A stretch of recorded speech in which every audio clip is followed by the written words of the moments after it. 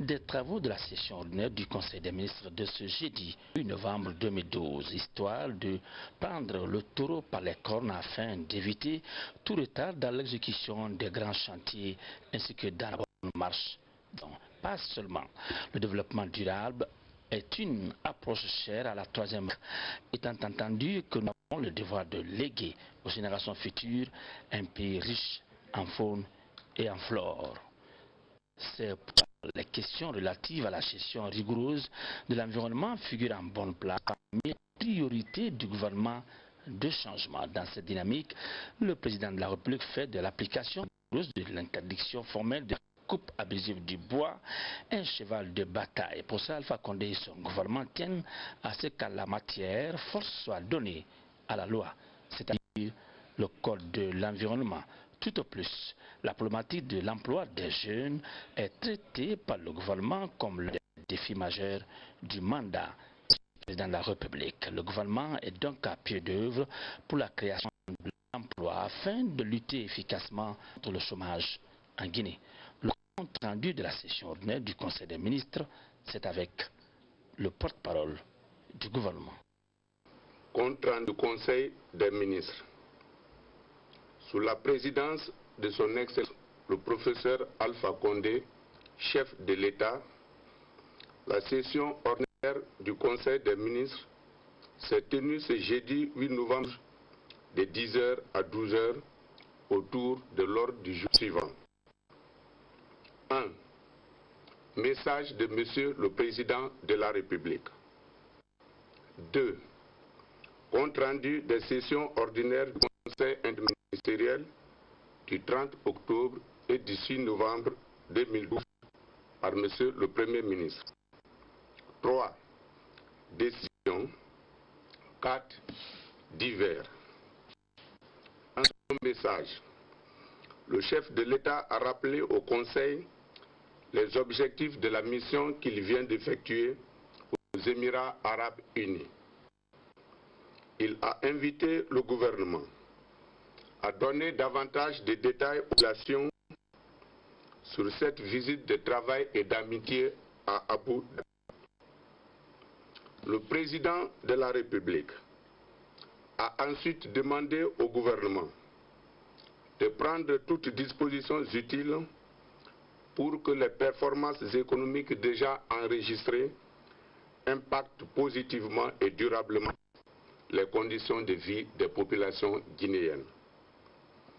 Au deuxième point de l'ordre du jour, le Premier ministre a fait un compte-rendu détaillé des sessions interministérielles du 30 octobre et du 6 novembre 2012, portant essentiellement sur les négociations sur le renouvellement du protocole d'accord signé entre la République de Guinée et la société sino-guinéenne Sigui Koda. Les questions liées à la filière bois, le projet de décret portant sur le statut de l'AGETIP et la problématique de la sécurité. Suite au débat sur les questions soulevées, les décisions ci-après ont été prises.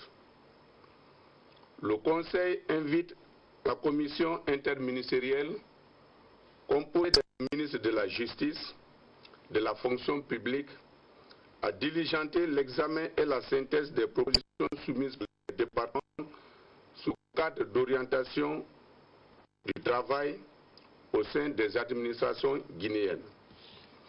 S'agissant de la lutte contre la criminalité et le grand banditisme, le Conseil invite le gouvernement à prendre des mesures idoines pour assurer la qualification des forces de sécurité et améliorer progressivement les conditions d'exercice de leur mission. Avant de lever la séance, le chef de l'État a donné d'amples informations au Conseil sur la situation politique sous-régionale et africaine, le Conseil des ministres. Des camions poubelles pour l'assainissement des établissements scolaires de Conakry, c'est de la première dame de la République destinée au ministère de l'enseignement universitaire. universitaire. À travers ce geste, Haya Yene Kondé contribue à l'amélioration de la santé des enfants à l'école. Haya Adama Magasuba, reportage. La première dame de la République, dans sa mission d'accompagner le changement prôné par son illustre époux, a encore une fois tendu la main au système éducatif guinéen. 2 camions poubelles pour le ramassage des ordures dans les établissements scolaires de la capitale et un lot de kits scolaires. Haya Yene Kondé donne ici les motivations de cet autre geste. Faire un geste vers les élèves de Guinée en leur offrant des cahiers au nom du cabinet et de la fondation. Et comme l'éducation nationale m'a gentiment accompagnée dans mon programme d'assainissement de la ville de Conakry, de toute la Guinée, mais surtout de la ville de Conakry, dans les écoles, je crois qu'il y a un programme qui n'est pas terminé, qui est à la fin d'élire l'école la plus propre de la capitale. Donc j'y tiens. Et il va falloir qu'on motive les jeunes donc, à toujours mieux nettoyer. La remise officielle des kits a eu lieu dans la salle de réunion du cabinet de la première dame de la République à la Cité des Nations, ici à Conakry. Le ministre chargé de l'enseignement préuniversitaire et de l'éducation civique a, au nom des bénéficiaires, remercié la donatrice. Je voudrais ici, au nom de l'ensemble des ministres du système éducatif, vous remercier, madame. Vous direz que c'est trop de vous remercier, mais un acte de ce genre ne peut pas passer inaperçu et ne peut pas se faire sans qu'on vous dise merci.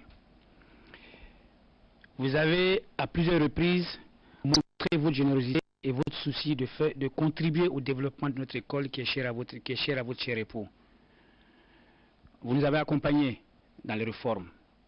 Vous nous avez accompagnés dans le développement du milieu scolaire, dans le cadre de la santé, de l'environnement, l'amélioration de l'environnement, mais aussi la prise en charge des problèmes que nous avons, à savoir les fournitures pour les élèves. Aujourd'hui, par cet acte, en fait par ces 2 actes, vous venez de prouver encore une fois de plus que nous n'avons pas eu tort de clamer haut que vous êtes une dame qui a un bon cœur et qui souhaite que notre école avance. C'est une première. Offrir des camions, ou mettre à la disposition de l'école guinéenne des camions poubelles, pour assurer un assainissement au niveau de notre école qui va naturellement contribuer non seulement à la propriété de l'école, mais aussi à l'amélioration de la santé des élèves. C'est une première et je voudrais ici, du fond de moi-même et au nom de l'ensemble des responsables du système éducatif, vous remercier. Pour la seconde audience de ce mercredi, la première dame de la République a reçu l'Association des professionnels des coiffeuses de Guinée. Elles étaient près d'une centaine à faire le déplacement de la Cité des Nations. Ce sont des femmes de 86 salons de coiffure de la capitale et d'autres venues de l'intérieur du pays. Objectif de la visite, présenter l'association et solliciter un partenariat avec la Fondation Kondé Yene Kaba pour la promotion de la santé maternelle et infantile. Excellence, Madame la Première Dame, l'Association des femmes coiffeuses de Guinée, en abrégé AFCG, que je préside, est une association féminine qui a vu le jour en mars 2011. Elle compte à son sein 86 salons de coiffure adhérents dans la capitale et de beaucoup d'autres à l'intérieur du pays, notamment à Boké, Koundara, Bubereka, Fia, Mamou, Frokaria, Kisidou, Guéguédou, Jérékoré, Kankan. L'Association des femmes coiffeuses de Guinée a pour objectif de lutter contre la pauvreté des femmes, d'inciter les jeunes filles déscolarisées à apprendre le métier de coiffure, de protéger et qualifier notre profession en valorisant la coiffure traditionnelle de nos pays et afin de sensibiliser les jeunes filles et se prendre en charge en apprenant un métier. Excellence, Madame la Première Dame, nous sollicitons un partenariat avec la FC2K pour une synergie des moyens favorables à l'épanouissement de la cause sociale vulnérable qui sont des femmes. La marraine de cette association a, au nom de ses protégés, offert un lot d'articles de beauté à la première dame de la République pour magnifier leur joie d'être reçue et écoutée. Après avoir suivi avec attention les doléances posées par l'association des coiffeuses, la première dame de la République a, dans sa réponse, rassuré les coiffeuses de sa disponibilité à renforcer ce partenariat. Je suis réconfortée de voir dans le discours qui a été prononcé par la présidente tout le plan, projet d'avenir qui me conviennent à 100%. Donc je suis très très fière de vous et je promets de vous accompagner, que nous allons faire un chemin ensemble. Je prends bonne note de vos défilés. Les propositions de défilé, de présentation des modèles. À chaque occasion présentée, en tout cas à la Fondation, je ferai appel à vous pour que vous montriez une ou deux exemples de ce que vous avez fait. Merci du fond du cœur. Le clou de la cérémonie a mis en scène le célèbre chanteur, l'oiseau de Sankara, Kerfala Kanté, qui a gratifié l'assistance par quelques notes de musique soufflantes. C'est vivement comblé de joie que l'association des coiffeurs de Guinée a quitté le siège de la Fondation Kwande Guéné Kaba pour la promotion de la santé maternelle et infantile. Conakry, avec la fin des travaux de l'atelier de promotion du pacte de convergence et de stabilité sociale, les recommandations issues de la rencontre privilégient l'implication de tous pour la mise en œuvre du document et la mobilisation des ressources financières. C'est le Premier ministre qui a présidé les travaux. Voici le compte-rendu signé de François Lama. Le projet de pacte de convergence et de stabilité sociale qui a fait l'objet de 3 jours d'échanges a été enrichi et adapté au contexte guinéen, les traditions, les modes de vie des populations guinéennes, les brassages ethniques et linguistiques, mais aussi les diversités culturelles ont été mises en contribution. Après la validation du contenu de pacte enrichi par les 152 participants à la rencontre, les discussions ont été ensuite engagées sur les modalités de sa mise en œuvre et de son système de suivi et évaluation. À ce niveau, un programme d'appui à la mise en œuvre du pacte s'impose. À cela s'ajoute la mobilisation des ressources financières auprès des bailleurs de fonds. Toute démarche qui reste subordonnée à l'adoption du pacte par le CNT. Les travaux se sont déroulés dans une ambiance conviviale et les échanges enrichissants interactifs ont permis aux participants de tirer le meilleur profit possible des enseignements de l'atelier. Nous, participants à cet atelier, nous engageons à être toujours disponibles pour l'aboutissement heureux de ce projet de pacte de convergence et de stabilité sociale en Guinée. Si tout ce qui a été fait ici en termes de recommandations est pris en compte et que le document final est adopté et validé par le CNT et par le président de la République, ça sera un instrument très très important dans le cadre de la préservation de la paix dans notre pays. Donc cet atelier nous donne tout de suite la latitude d'être les ambassadeurs et des fervents artisans pour la stabilité dans notre pays, parce qu'on doit les démultiplier au niveau de nos collectivités. Nous sommes disposés à tout donner pour qu'il y ait une stabilité, pour qu'il y ait une unité, pour qu'il y ait une paix, afin que vraiment cette transition puisse s'achever par l'organisation des élections législatives. Le CNT, initiateur du pacte de convergence, estime que ce document qualifié d'instrument de régulation de paix sociale pourrait servir le gouvernement comme un outil de travail dans la formulation des politiques sociales et de développement du pays. Je voudrais, au nom de Madame la Présidente, CNT, Madame Hadja Rabiatou Sera Djanlou, en mission auprès du Bureau international du travail à Genève, exprimer la totale satisfaction du Bureau exécutif pour la qualité des résultats obtenus durant cet atelier. L'engagement des participants à être au cœur de la dynamique de paix et de réconciliation s'est reflété tout au long des travaux par des propositions constructives destinées à rendre plus visible et opérationnel le projet de pacte. Mention spéciale a été faite à l'appui technique du BIT et au financement du Fonds solidarité de la paix à travers le PNUD et l'EIF. Le représentant résident du système des Nations Unies a réitéré à l'instant le soutien de son institution à la mise en œuvre du pacte. Je voudrais vous assurer que le système des Nations Unies en général et le PNUD en particulier mettront tout en œuvre pour appuyer la mise en œuvre des recommandations issues des présentes assises. Les recommandations issues des travaux privilégient l'application sur le terrain du contenu du document élaboré. Pour sa mise en œuvre, la réponse du Premier ministre, chef du gouvernement, en ces termes. Aux travaux, on a un ensemble de propositions consensuelles dont la prise en compte va permettre d'améliorer et d'enrichir le projet initial du pacte. À ce stade, il est heureux de constater et de saluer avec force que vos débats ont permis non seulement d'identifier d'autres formes de pacte de coexistence pacifique entre les populations de notre pays, mais aussi et surtout de mettre en évidence la forte cohésion des populations guinéennes à travers des unions de formes diverses qui existent entre les différentes communautés. À présent, il nous appartient de mettre en œuvre la riche moisson issue de la présente rencontre.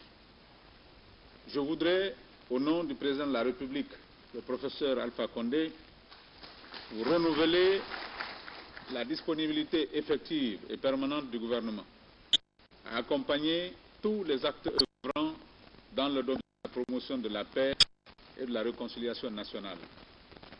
Désormais, nous avons l'obligation de conduire ensemble ce processus à son terme, car rien ne sert de formuler des recommandations, il s'agit de les appliquer.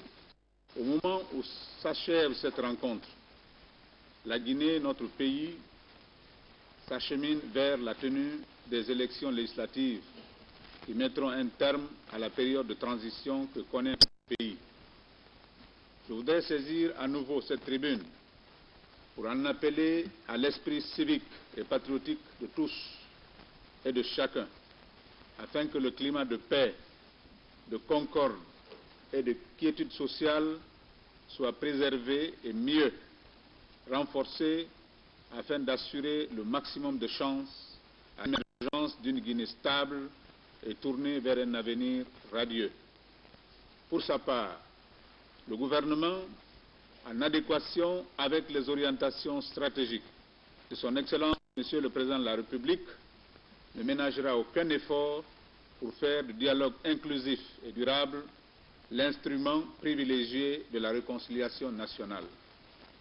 C'est pourquoi, dès après sa finalisation et son adoption par le CNT, le gouvernement adaptera ce pacte à ses orientations stratégiques et fera des propositions concrètes sur les modalités de son institutionnalisation. L'autre étape après l'institutionnalisation du document par le gouvernement portera sur la promulgation et la publication du document dans le journal officiel de la République par le chef de l'État.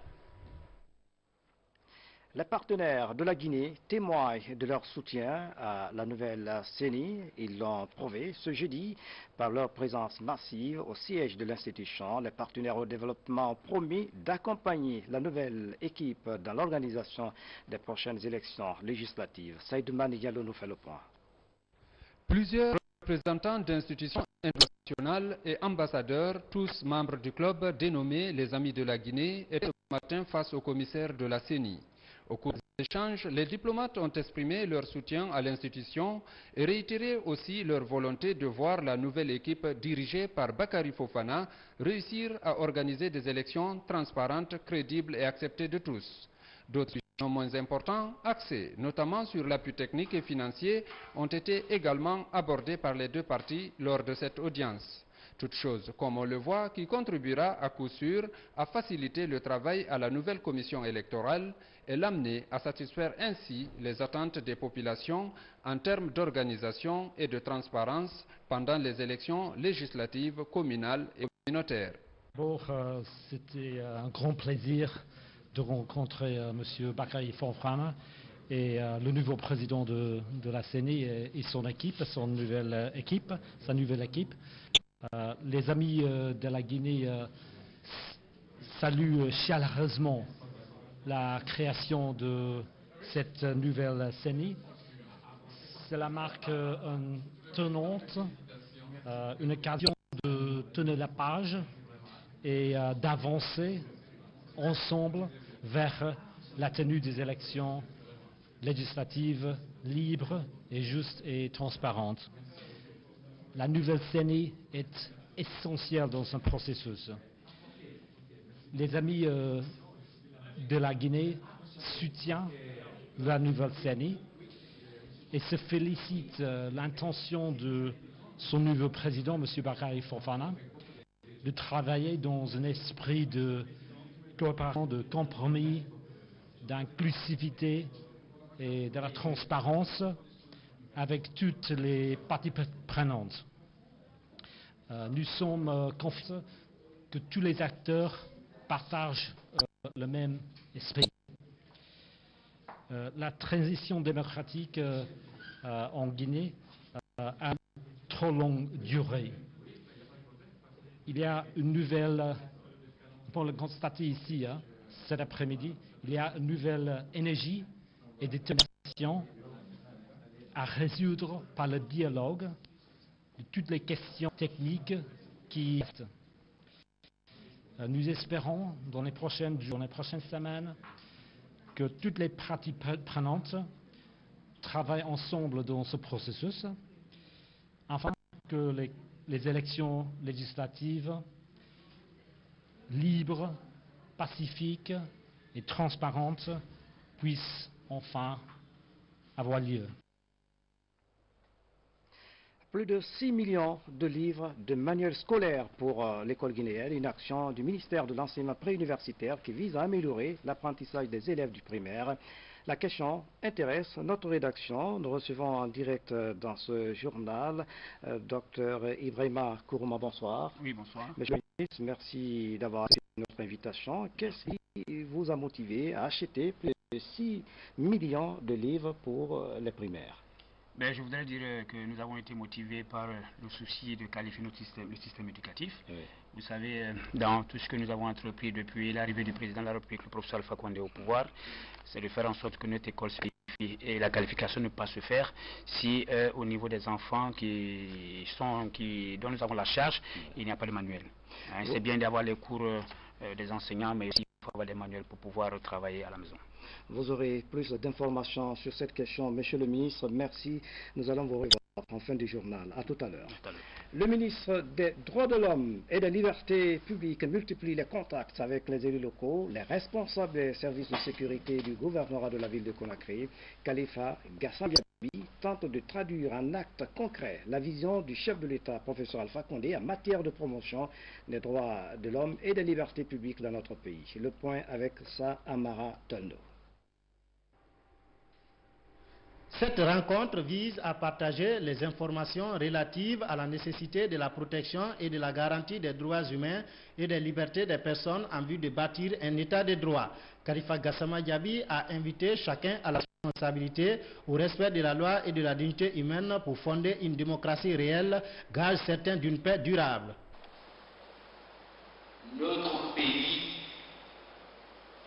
a traversé de très longues périodes caractérisé par des violences flagrantes et insupportables des droits humains. Nous en avons été tous soit victimes, soit acteurs, soit complices. Il est donc temps que chacun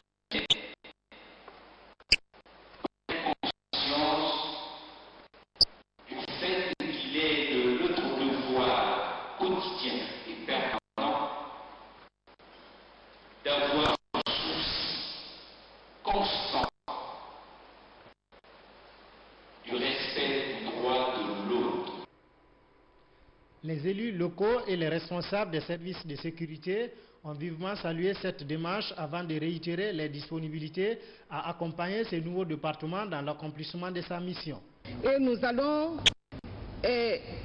remercier le professeur Alpha Condé